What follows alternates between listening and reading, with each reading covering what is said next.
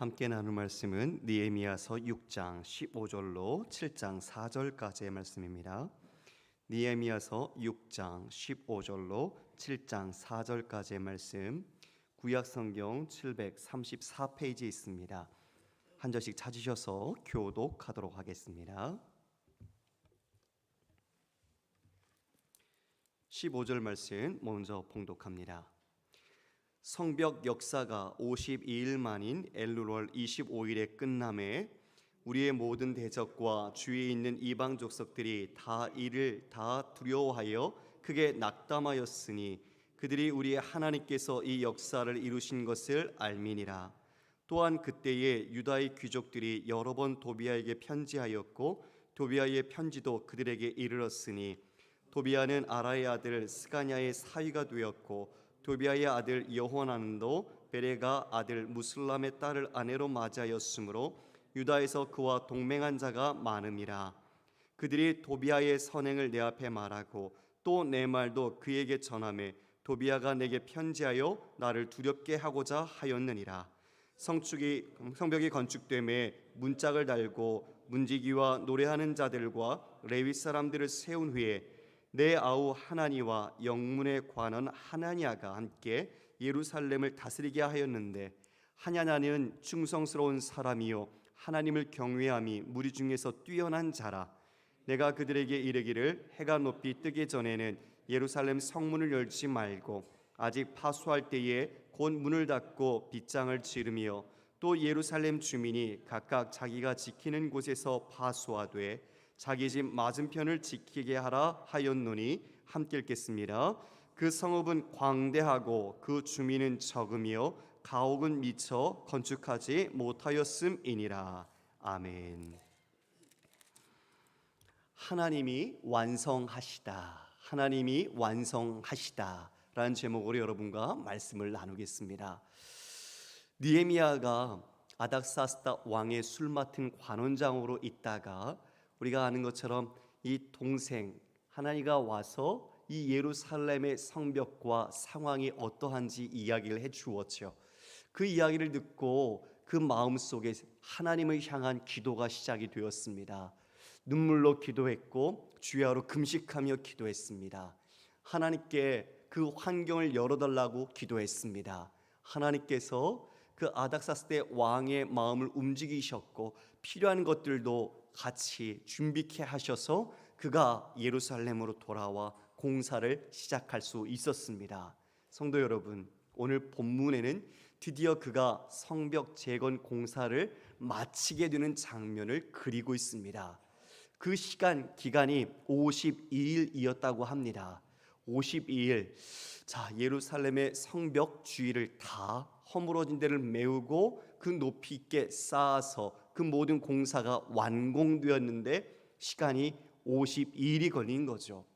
저는 건축을 하지 않아서 52일 동안에 얼마나 지을 수 있는지는 잘 모르겠습니다. 그런데 52일을 우리는 참 짧게 그 단기간에 이 모든 것을 마쳤구나라고 여길 수 있을 것 같습니다. 그러나 느헤미야에게 이 52일이 우리가 느끼는 같은 시간의 길이었을까요? 그 많은 방해 공작과 음해, 그리고 심지어 자신을 죽이려는 살해 시도까지 끊임없는 그 아픔과 고통 속에서 또 내부의 어려움도 서로 단도리하고 아울러가면서 내 외의 모든 문제들을 다 극복해 나가며 이 52일이라는 시간 동안 공사를 진행해 왔습니다. 아무래도 제가 보기엔 시간의 깊이가 52일이 아니라 5년 정도 그런 느낌이 아니었을까, 저 개인적으로는 그렇게 생각해 봅니다. 52일 엘룰월 6월 달입니다. 우리 태양력으로는 9월 10월 달이 되지요. 그 25일에 드디어 완공했다고 기록합니다. 성도 여러분, 여러분의 인생 속에서도 소망하는 중요한 일들을 기도하면서 그리고 정말 마음을 다해서 준비하여 무엇인가 성취하셨던 경험이 있을 겁니다. 그것이 작든 크든 간에 그것을 마쳤을 때 자신 안에 들었던 기쁨과 감사의 내용들이 있었겠죠. 지금 이 느헤미야는 얼마나 이것이 기뻤을까요? 그리고 얼마나 감사했을까요? 그런데 지금 오늘 본문의 내용들을 살펴보면 그 공사에 대한 기쁨보다도 그것을 이어서 준비해 나가는 느헤미야의 지혜와 대처의 방법들이 눈여겨져 보입니다. 우리 함께 오늘 말씀 속에서 진짜 우리가 준비해 가야 할 것이 무엇인가, 우리의 가정이나 우리의 교회나 또 우리 모든 공동체가 무엇을 위해 힘써야 할지 다시 한번 생각해보는 그런 은혜가 있기를 소망합니다. 우리 16절 말씀을 함께 읽어볼까요? 16절 시작. 우리의 모든 대적과 주위에 있는 이방 족속들이 이를 다 듣고 다 두려워하여 크게 낙담하였으니 그들이 우리 하나님에게서 이 역사를 이루신 것을 알미니라. 16절에 보니 모든 대적과 주위에 있는 이방 족속들이 이 모든 공사가 완공되었다는 것을 들었다고 합니다. 여러분, 그들이 얼마나 방해를 했습니까? 이 공사가 지어지면 자신들이 가지고 있는 기득권, 이익들이 침해당하고 뺏길까 봐 그것을 하지 못하도록 얼마나 정말 음해를 했습니까? 그런데 지금 이 공사가 완공되니까 그들이 어떠한 마음을 가졌다고 기록합니까? 다 두려워하여 크게 낙담하였다. 할렐루야. 여러분, 자신들의 힘으로 그 공사를 하지 못하도록 온갖 방법을 동원했습니다. 공격을 하자고 다 호의해서 그들이 동맹을 맺어보기도 했었고, 그리고 심지어 우리 산발랏은 5차례에 걸쳐서 사람을 보냈습니다. 나와서 협상하자, 외교 문서처럼 보내서 우리가 함께 총독과 총독으로 이야기를 나누자, 공식적인 회담을 제의했지요. 그런데 그것은 술수였죠. 그가 나오면 그곳에서 지금 느헤미야를 죽이려고 했던 그의 계략을 이 느헤미야는 알고 있었죠. 마지막에는 어떻게까지 했습니까? 문서를 보내는데 서신을 붙이지 않고 열어서 보냈습니다. 그래서 다른 사람들이 다 그것을 볼 때 무엇을 갖도록 만들었습니까? 느헤미야에 대해서 불신하게 만들었죠. 그가 왕이 되려고 하는구나. 이렇게 열심히 일하고 헌신하는 척 하더니 이 모든 게 다 그럼 그렇지, 이런 식으로 그 사람들에게서 느헤미야를 멀리 만들고 그를 불신하고 의심하고 결국 이 공사를 중단시키려고 온갖 음해 공작을 다 펼치지 않았습니까? 그럼에도 불구하고 하나님께서 이 모든 것을 이루시니 여러분, 그들이 어떠한 마음을 가졌습니까? 크게 두려워했다, 그리고 크게 낙담했다라고 말합니다. 이것이 하나님의 일하심입니다. 성도가 어렵지만 우리가 믿음이라는 것을 지키면서 다른 사람들이 보기엔 안 돼, 그 뭐 되겠어? 힘도 없고 능력도 없는데 그냥 놔둬, 아니면 좀 우리가 방해 공작해서 그들에게 가만히 있어 속이기도 하고 또 인신공격도 해보고 여러 가지로 그들의 마음을 다 아프게 만들어봐. 그런데 결국 그런 시도에도 불구하고 우리가 하나님의 주신 사명과 소명을 감당해낼 때 누가 도리어 놀라는 겁니까? 대적자들이 크게 낙담하고 그들이 두려워한다라고 말하고 있습니다. 왜요? 그것을 그 이유를 말하고 있죠. 그들이 우리 하나님께서 이 역사를 이루신 것을 알미니라. 여러분, 사람이 한 게 아니라 누가 하셨습니까? 하나님이 하셨기 때문입니다.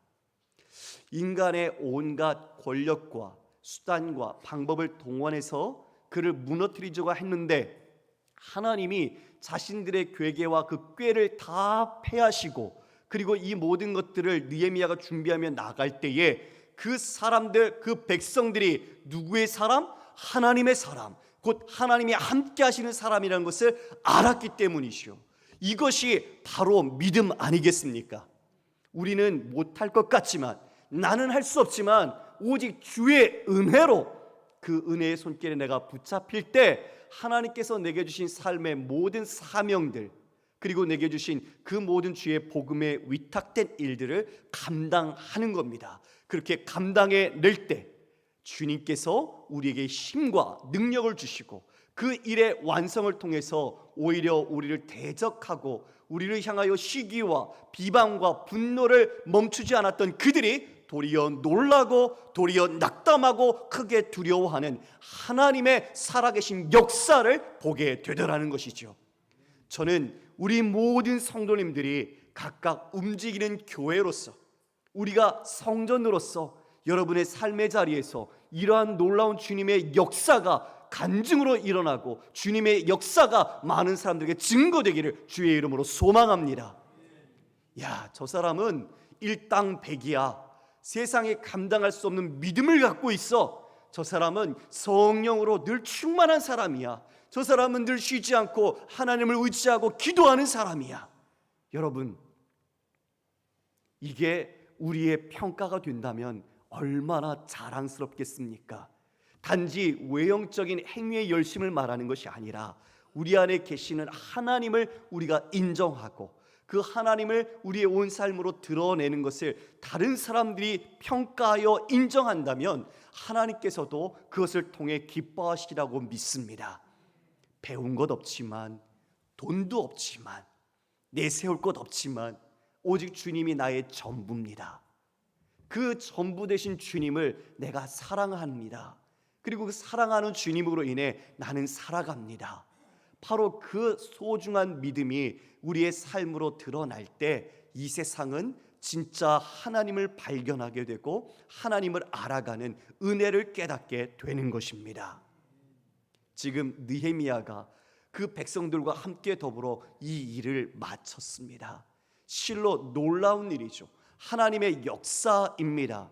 여러분, 우리가 무슨 일을 할 때 그것을 기도하고 시작하고 그 일을 마칠 때 기도로 마무리함으로써 우리 모든 일이 하나님의 일임을 우리는 드러내야 합니다. 우리가 어떤 일을 하든, 여기서 어떤 일이란 성경에서 금하는 것들을 제외한 하나님이 허락하시는 것들을 우리가 마음껏 할 때 그 일은 하나님의 일입니다. 그 하나님의 일이 사소해 보이고 보잘것없어 보여도 하나님은 그 일을 우리에게 주신 목적을 따라 우리가 행할 때 기뻐하시고 넉넉히 그 모든 일을 감당할 능력을 주시는 분입니다. 그래서 작은 것을 보시고 충성할 때 하나님은 더 큰 것으로 우리에게 맡겨 주시는 것이죠.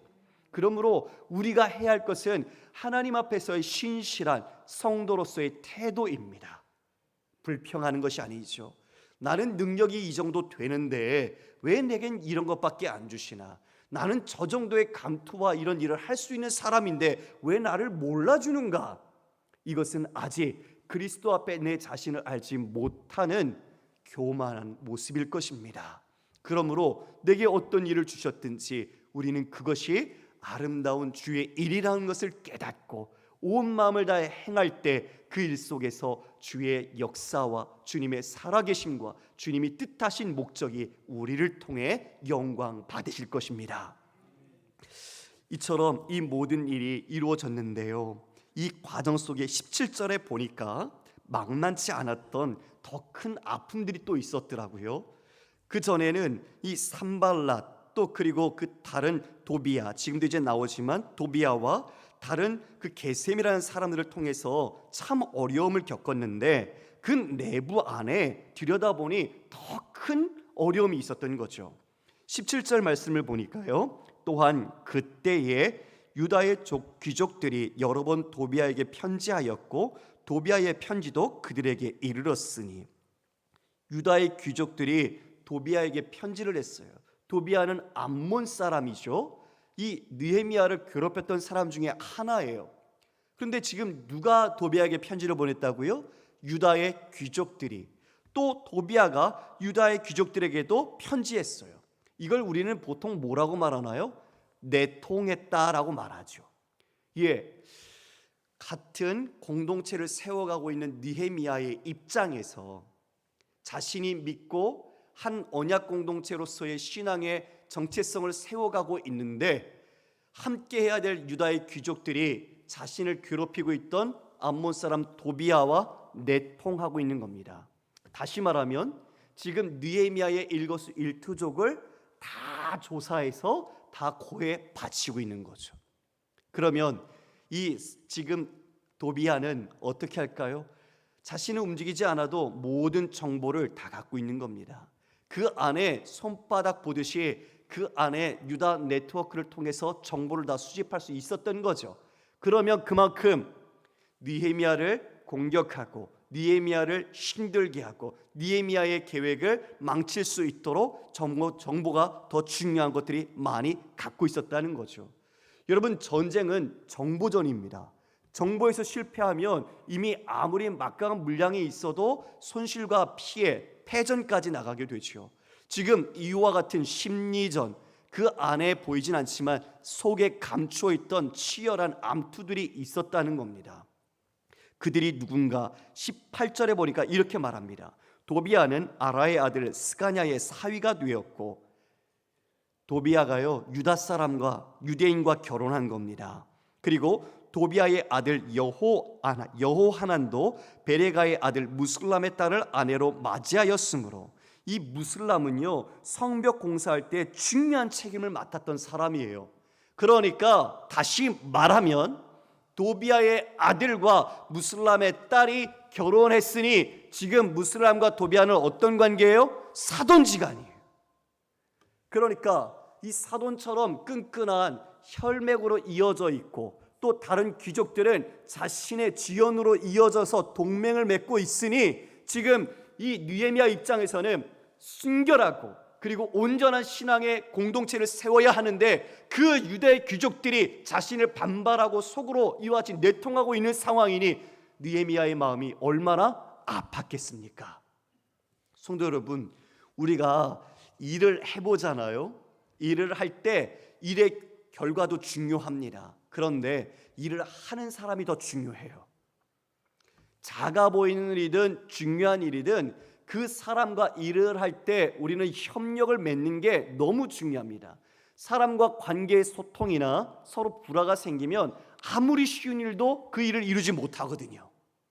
그만큼 지금 온 마음을 하나로 뭉쳐서 이 성벽 공사를 이루어내야 하는데, 유다의 귀족, 그들이 이미 지금 도비아와 내통하고 있고 자신의 네트워크를 통해서 속속들이 이 모든 정보를 빼나가서 공격하고 있으니, 이 모든 것을 안다면 여러분, 지금 여러분이 느헤미야라면 그 마음이 어떻겠습니까? 만약 그것을 알았을 때 자신의 뒤통수를 친 것 같은 느낌이 들지 않았을까요? 내가 저렇게 잘해 주었는데 그 사람이 나를 이렇게 했어, 내 정보를 빼내서 팔았어, 그리고 이렇게 나에게 대항을 했다, 이런 걸 할 때 배신감 들지 않았겠습니까? 그런데 느헤미야는 지금 그 모든 것을 끌어안고 다시 하나님의 공동체를 만들어가는 겁니다. 여러분, 이것이 우리가 작든 크든 기도자로서 감당해야 할 역할입니다. 우리는 모두가 마음이 한결같지 않아요. 다 같지 않아요. 다 다르죠.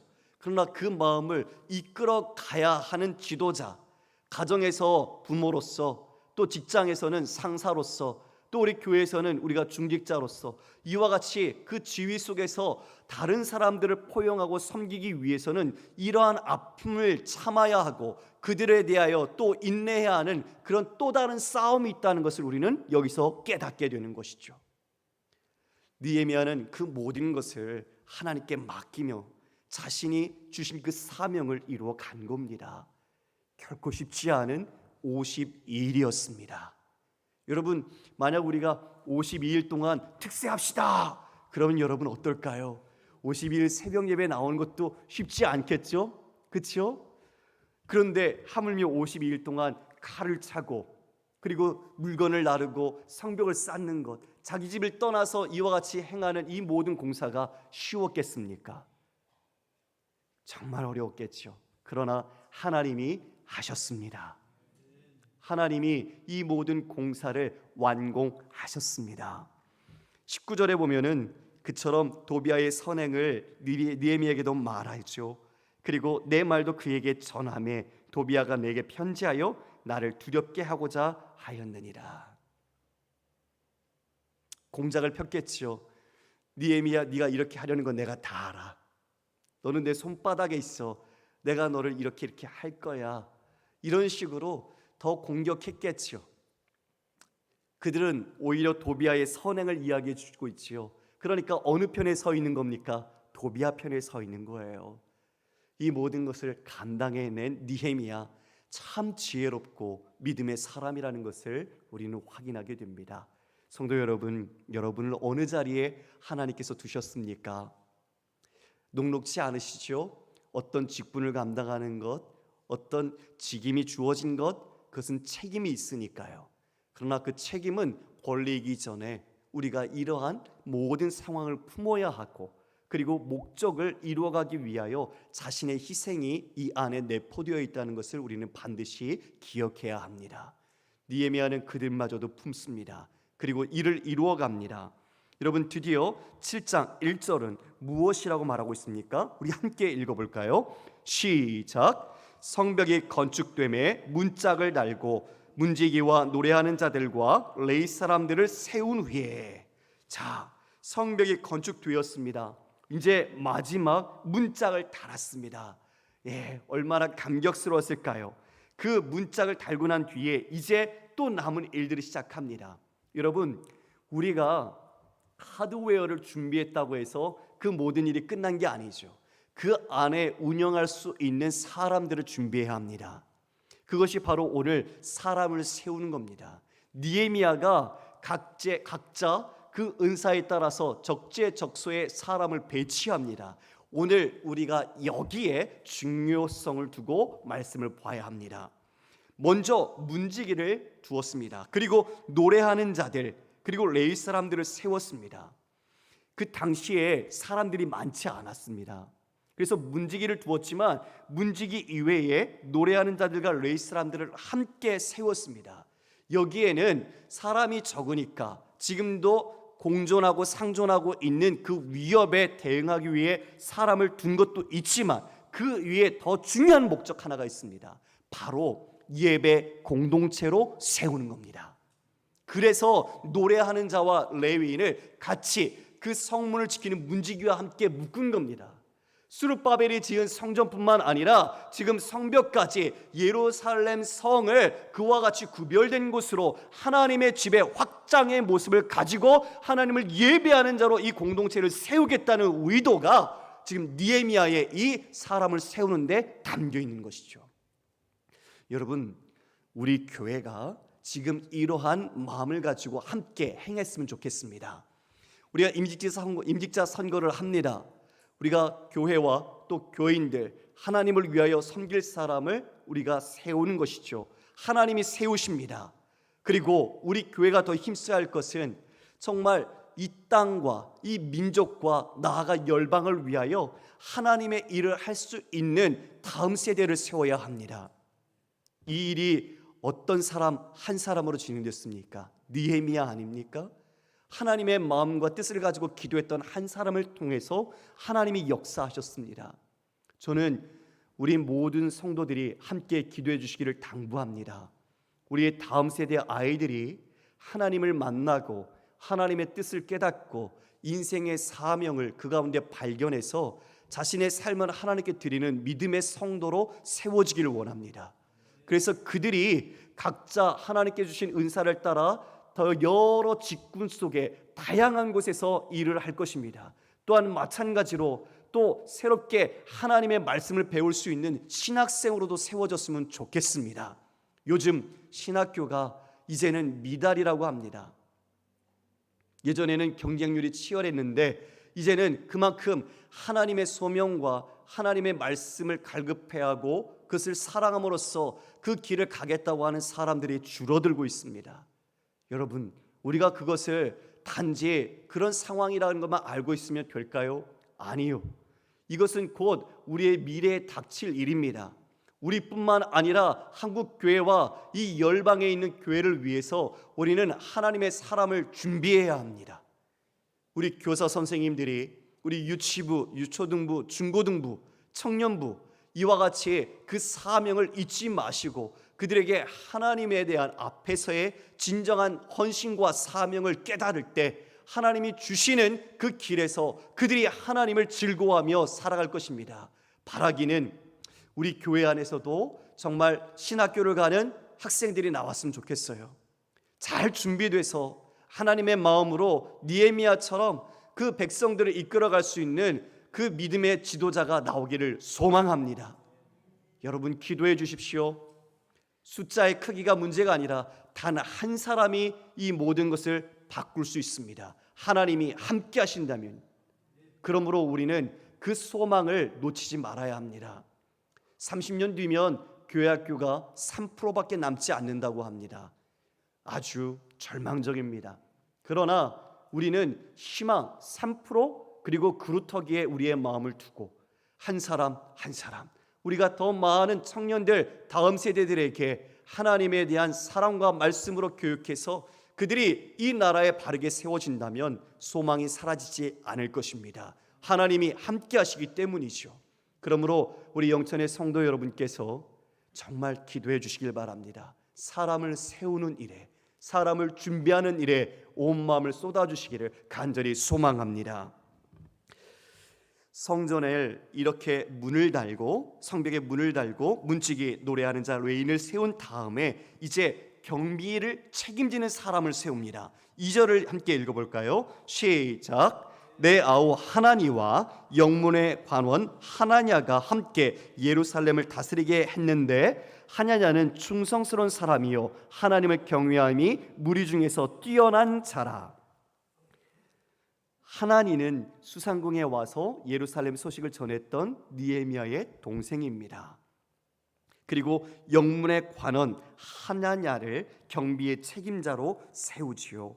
바로 그는 어떠한 사람인가 이야기해주고 있는데요. 하나냐는 충성스러운 사람이다.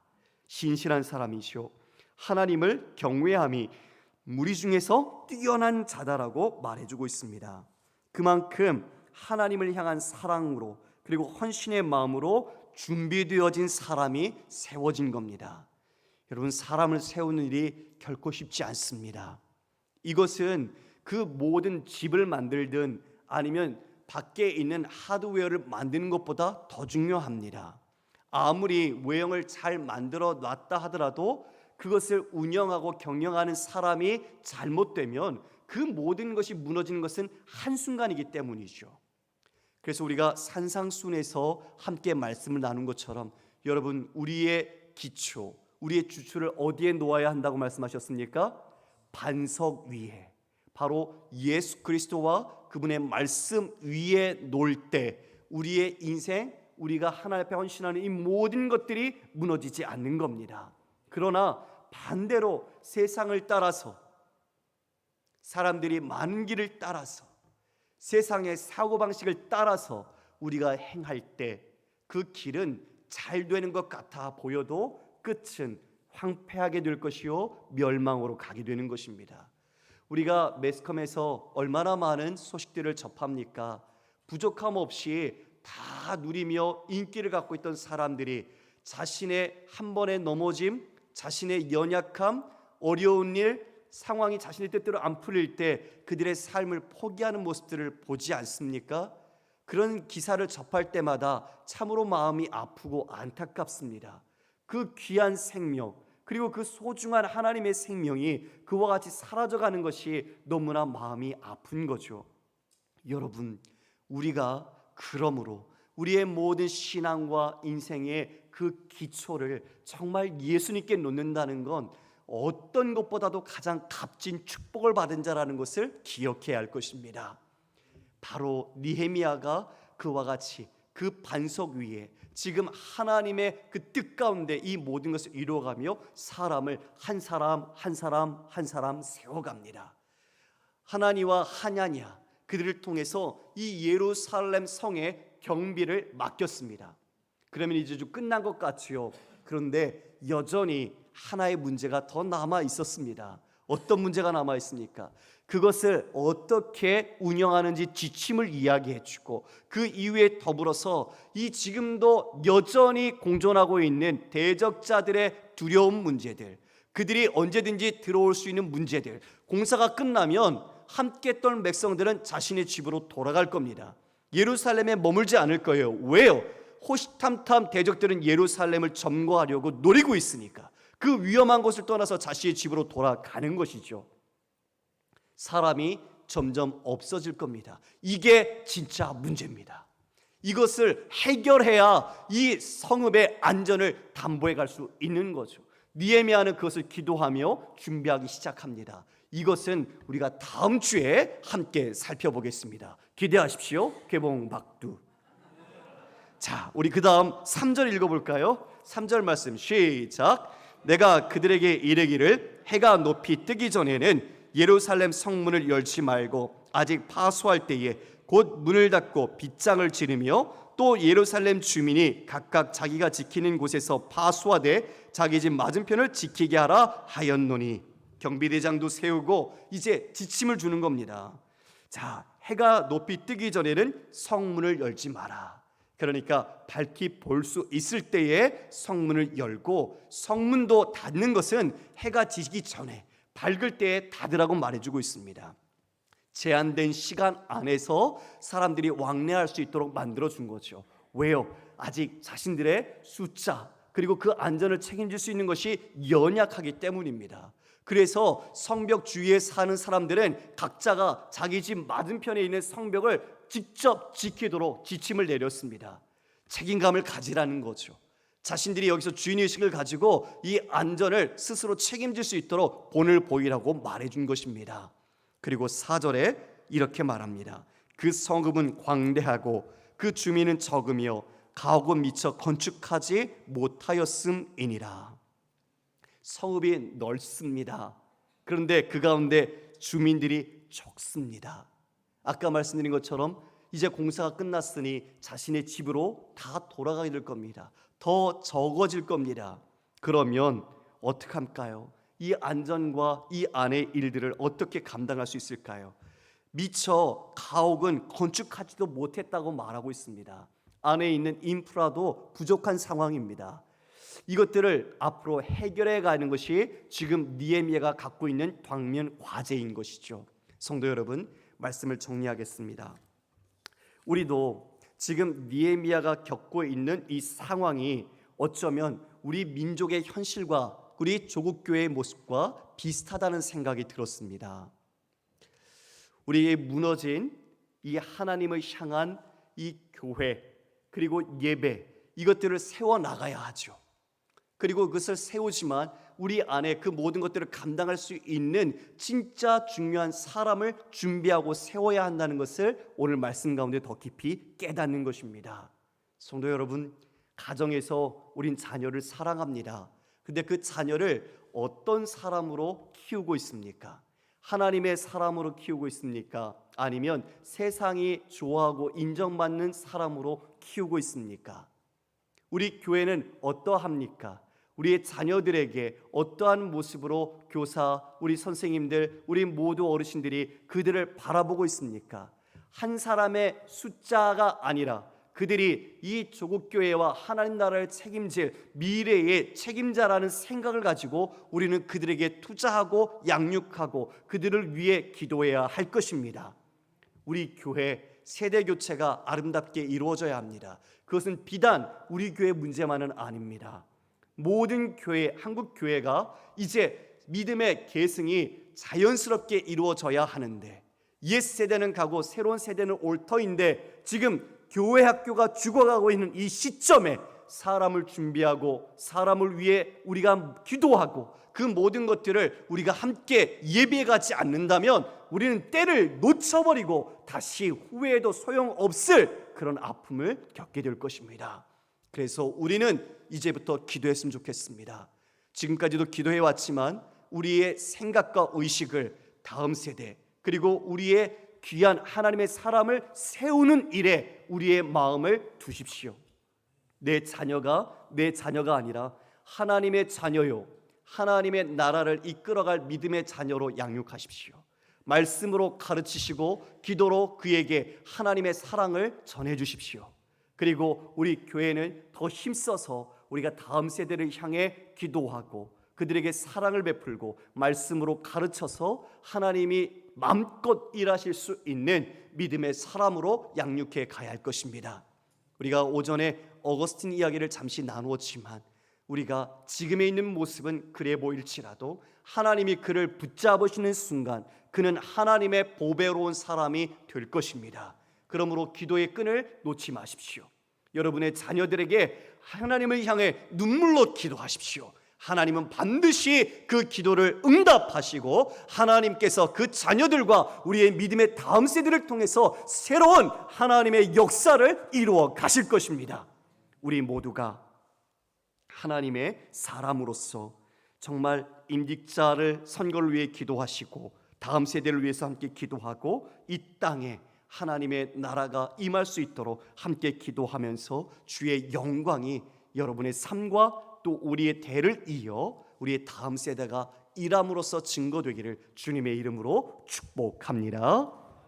우리 함께 찬양하겠습니다. 찬송가